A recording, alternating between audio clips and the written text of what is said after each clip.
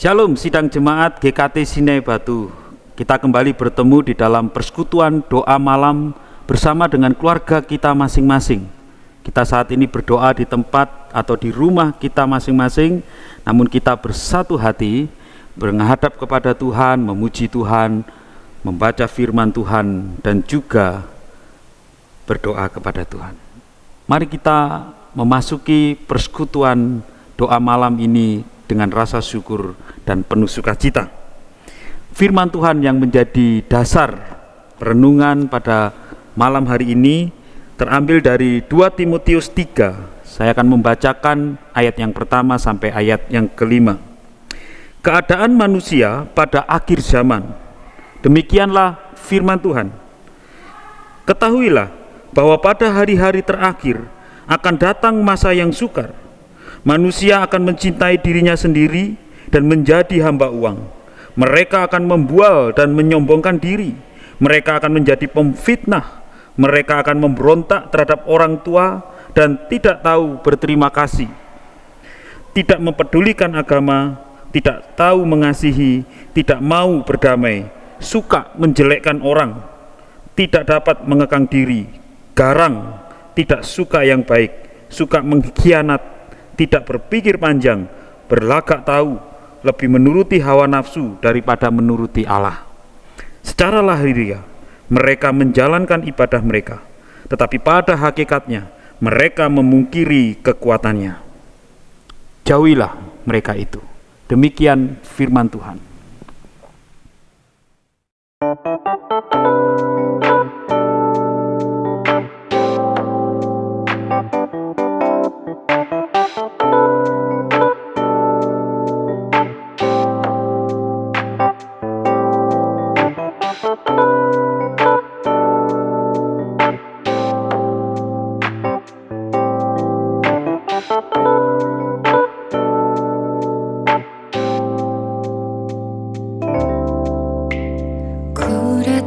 Ya Bapa, dalam kerinduan memandang keindahan-Mu, ku berikan segalanya, semuanya yang ada. Ku ingin menyenangkan hati-Mu, oh Tuhan. Jadikan aku indah yang Kau pandang mulia, seturut karya-Mu di dalam hidupku. Ajarku berharap hanya kepada-Mu, taat dan setia kepada-Mu, Tuhan.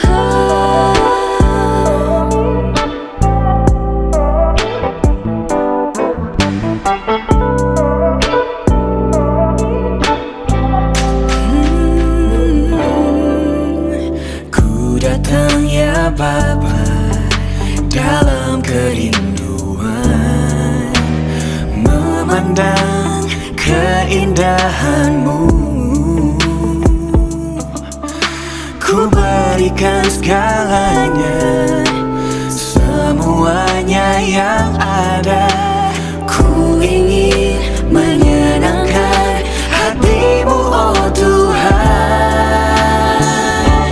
Jadikan aku indah yang Kau pandang mulia, seturut karya-Mu di dalam hidupku. Ajarku berharap hanya kepada-Mu, taat dan setia kepada-Mu,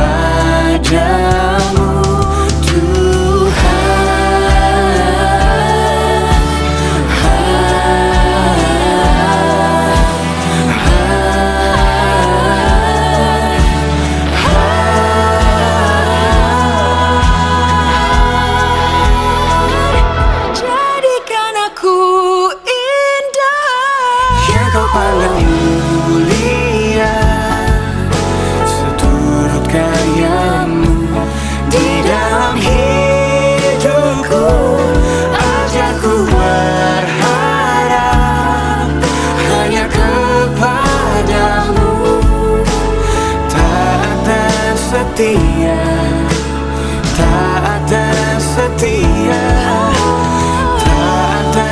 setia kepadamu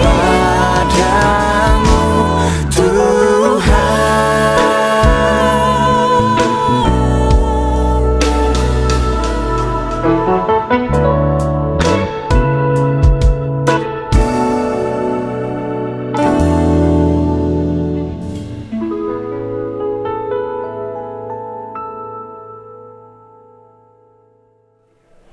Mari sebelum kita merenungkan firman Tuhan, kita berdoa. Bapa kami ada di surga, kami bersatu hati di tempat kami masing-masing bersama dengan keluarga kami masing-masing.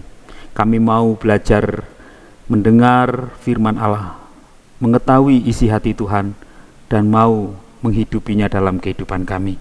Supaya firman-Mu menjadi dasar bagi hidup rumah tangga kami, firman Tuhan menjadi dasar hidup bergereja kami, dan menjadi dasar bagaimana kami menjalani kehidupan kami sehari-hari. Di dalam nama Tuhan Yesus Kristus, kami menyambut firman Tuhan dengan rasa syukur. Amin. Saudara yang dikasihi oleh Tuhan, apa yang tadi disebutkan oleh firman Tuhan di dalam 2 Timotius 3 ayat 1 sampai yang kelima, yaitu mencintai diri sendiri, hamba uang, suka membual dan menyombongkan diri, suka memfitnah, suka memberontak, tidak tahu berterima kasih, tidak mempedulikan agama, tidak tahu mengasihi, atau tepatnya tidak mau mengasihi, tidak mau berdamai, suka menjelekkan orang, tidak dapat mengekang diri, garang, tidak suka yang baik, suka berkhianat, tidak berpikir panjang atau kurang bijaksana, berlagak tahu, lebih menuruti hawa nafsu daripada menuruti Allah. Firman Tuhan juga katakan secara lahiriah mereka menjalankan ibadah mereka, tetapi pada hakikatnya mereka tidak mempercayai apa yang mereka dengar. Tahu firman Tuhan tapi tidak mau tahu atau tidak mau taat, sehingga hidupnya tak sepadan dengan firman Tuhan yang ia ketahui.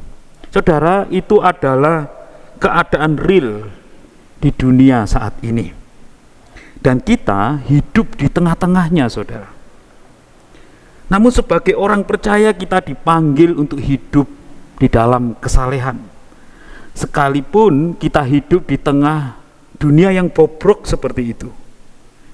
Kita dipanggil untuk hidup mencintai Allah lebih dari mencintai uang, mencintai diri sendiri, mencintai apa yang kita suka. Saudara dikasih oleh Tuhan, Allah sedang dan telah dan akan memperbarui dunia ini, dan semua unsur dosa akan digantikan dengan keindahan, keadilan, dan kebenaran Allah. Itu terjadi pada saat orang percaya atau para pengikut Kristus hidup di dalam kesalehan. Karena kalau tidak hidup dalam kesalehan, maka tidak berbeda dengan apa yang disebutkan oleh firman Tuhan tadi. Secara lahiriah mereka beragama, secara lahiriah mereka menjalankan ibadahnya, tetapi ibadah itu tidak membangun apa-apa dalam dirinya. Dia hidup menuruti hawa nafsunya, tidak menuruti Allah.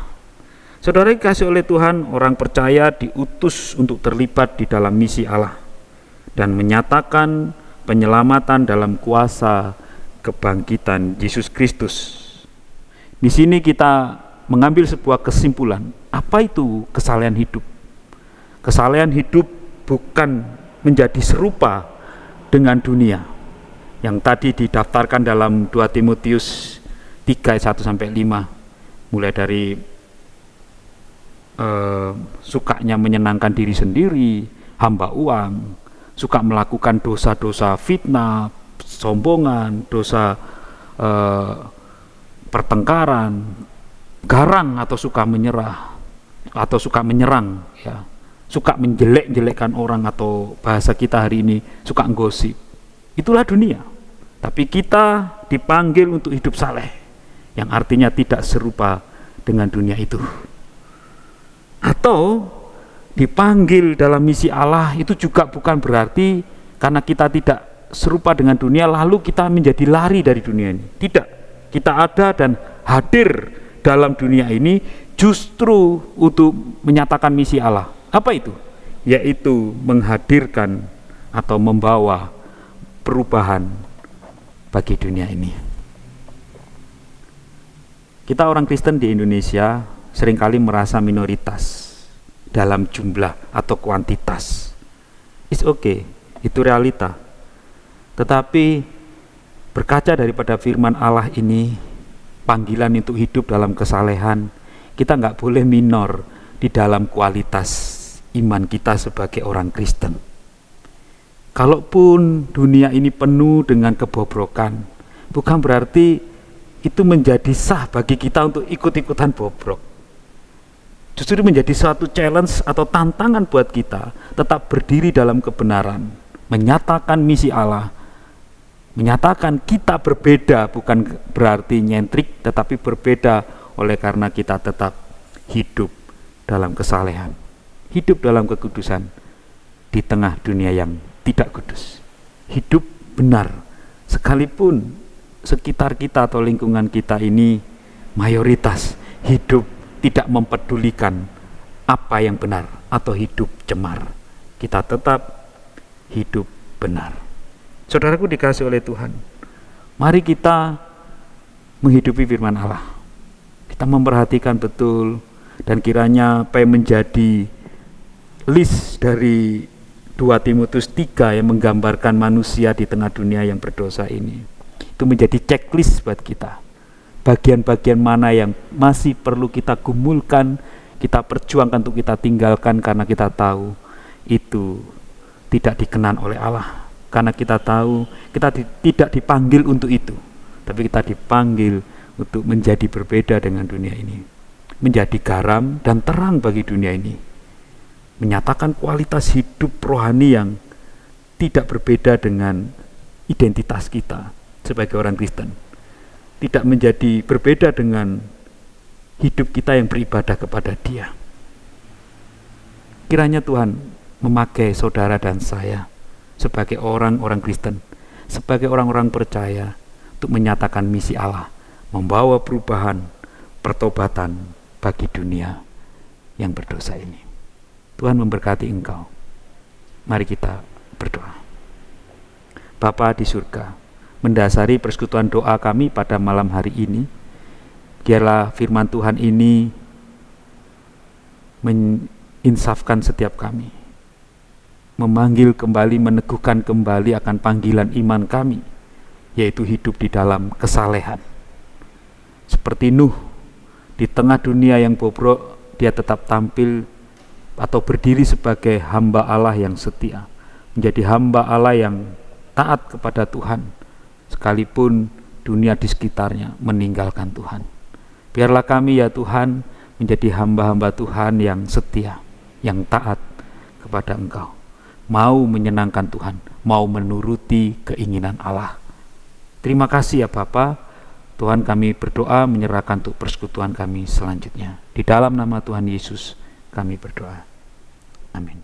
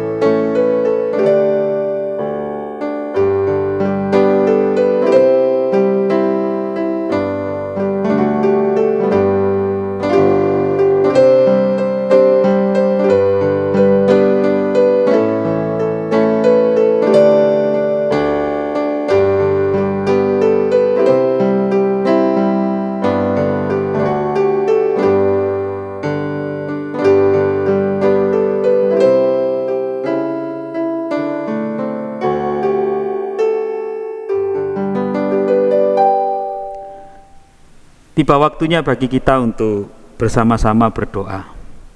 Beberapa pokok doa akan kita doakan, saudara. Yang pertama, mari kita doakan gereja kita, Gereja Kristus Tuhan. Pada bulan Juli akan melaksanakan sidang raya yang ke-31. Seluruh GKT di Indonesia akan bersekutu, akan bersama-sama membangun sebuah persekutuan dan membicarakan, merencanakan pelayanan Gereja Kristus Tuhan di Indonesia ini dalam waktu-waktu yang akan datang.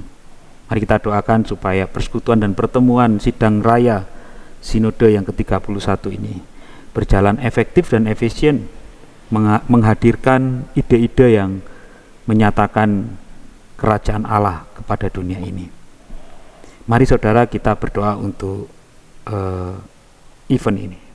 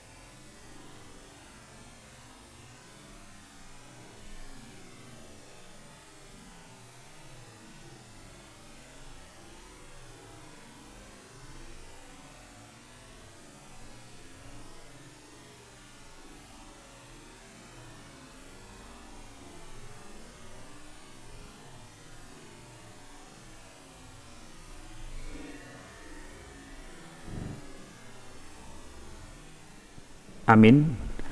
Selanjutnya kita berdoa mulai malam ini sampai 2 malam ke depan. Sinode GKT melalui Departemen Kepemimpinan Remaja Pemuda melaksanakan camp kepemimpinan di Hotel Amarta Hill, Kota Batu. Kita sebagai tuan rumah, saudara, kita doakan supaya acara ini berjalan juga secara efektif dan efisien, melahirkan pemimpin-pemimpin masa depan bagi GKT, melahirkan anak-anak Tuhan yang berintegritas, yang menyatakan kesalahan hidup mereka sekalipun mereka masih muda dan belia. Kita doakan fakulti atau fasilitator dari HG Institute bekerja sama dengan badan pengurus DKRP Sinode GKT dan juga para pemuda, aktivis muda GKT se-Indonesia yang ambil bagian dalam acara ini. Tuhan memberkati acara ini. Tuhan memakai acara ini untuk memperlengkapi anak-anaknya. Mari kita berdoa untuk pokok doa yang berikut ini.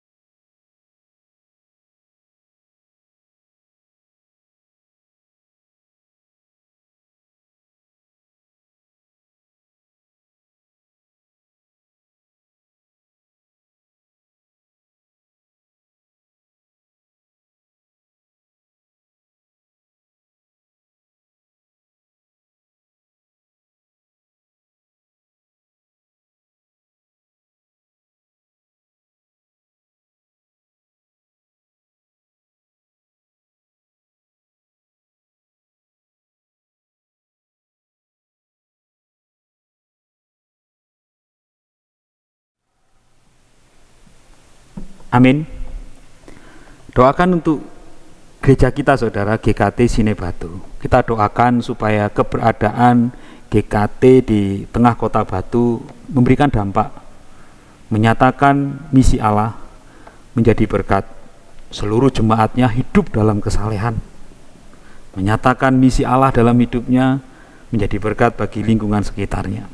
Dengan demikian GKT Sinai sungguh-sungguh berdampak di tengah keberadaan dan kehadirannya. Mari kita berdoa buat gereja kita berdoa buat kerohanian setiap anggota keluarga besar GKT Sine Batu. Mari kita berdoa.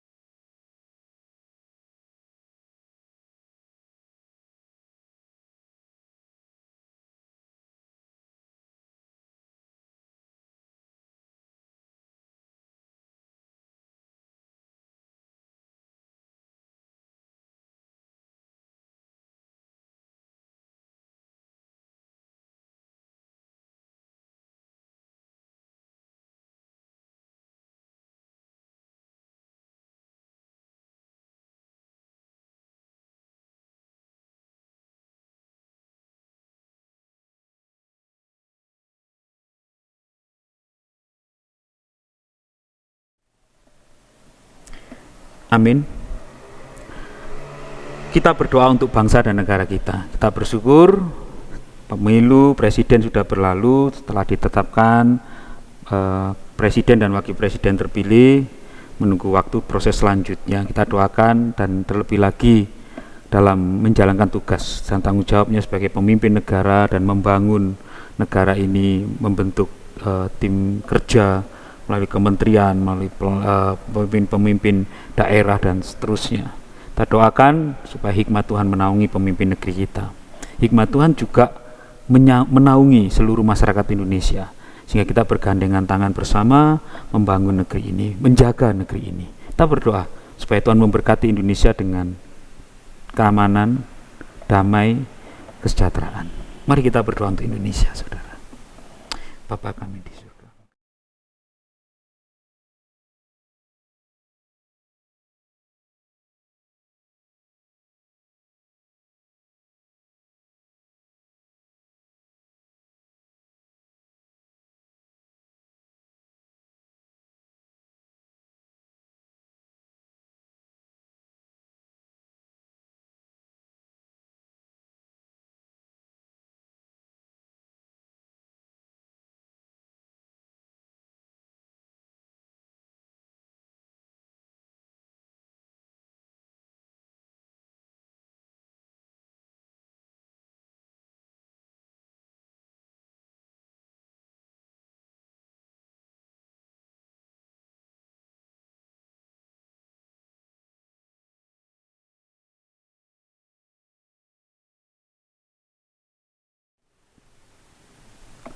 Amin. Kita berdoa untuk jemaat kita yang saat ini juga sedang bergumul dalam kesehatan. Beberapa waktu ini ada keluarga Bapak Fajar yang bergumul dengan kesehatan Pak Fajar, dirawat di rumah sakit. Kita juga doakan untuk keluarga Ibu Deborah Setiawati, Bapak Aki yang mendampingi istri yang sedang dalam masa pemulihan, untuk orang tua dari Bapak atau Ibu Deborah Setiawati yang juga mengalami kelemahan tubuh. Kita doakan untuk Bu Ekti yang bergumul untuk langkah ke depan, apakah dia harus dirawat di panti jompo atau tetap di rumah di tengah keterbatasan fisik dan kelemahan fisik yang ada. Kita doakan juga untuk para lansia di tengah gereja kita. Kita doakan mereka dalam kerentanan dan kerawanan untuk menjadi lemah secara fisik. Tapi kita berdoa supaya saudara-saudara kita ini di tengah sakit, di tengah kelemahan fisiknya, terus dan senantiasa mengalami pertumbuhan dan memiliki kekuatan iman yang terus meningkat. Mari kita berdoa untuk saudara-saudara kita ini.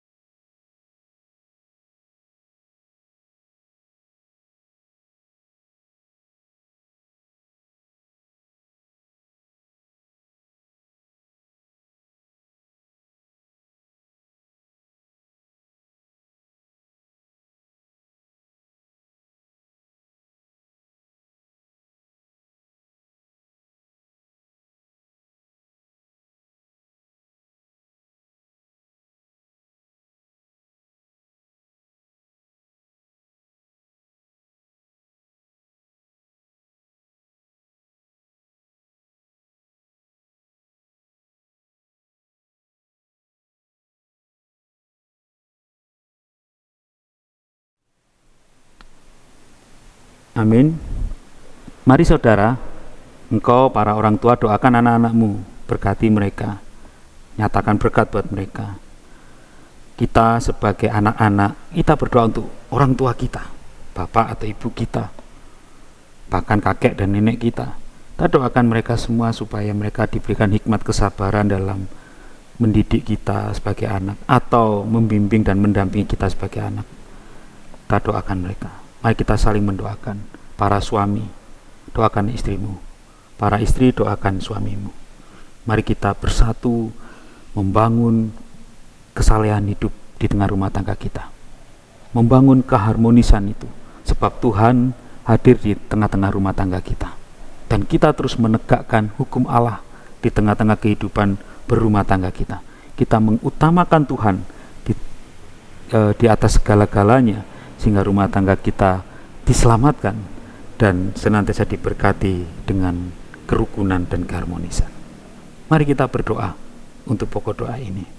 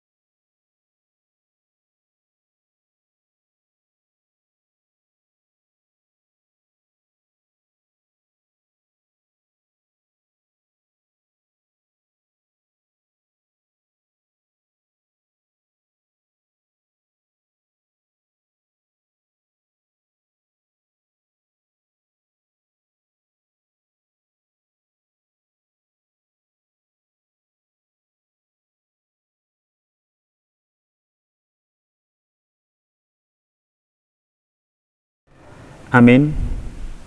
Saudara, mari kita berdoa untuk pergumulan pribadi kita, pribadimu, masing-masing kita tidak luput dari pergumulan. Kita sudah berdoa untuk gereja, kita sudah berdoa untuk negara, untuk berdoa untuk keluarga kita, rumah tangga kita. Sekarang saya beri kesempatan kita mengambil waktu teduh, berdoa untuk pergumulan pribadimu. Bawa di hadapan Tuhan, minta tolong Tuhan. Pulihkan, sembuhkan, bangun hidup rohanimu, bangun hidup rohani saya. Tuhan kiranya tolong kami. Mari kita berdoa untuk pokok doa ini.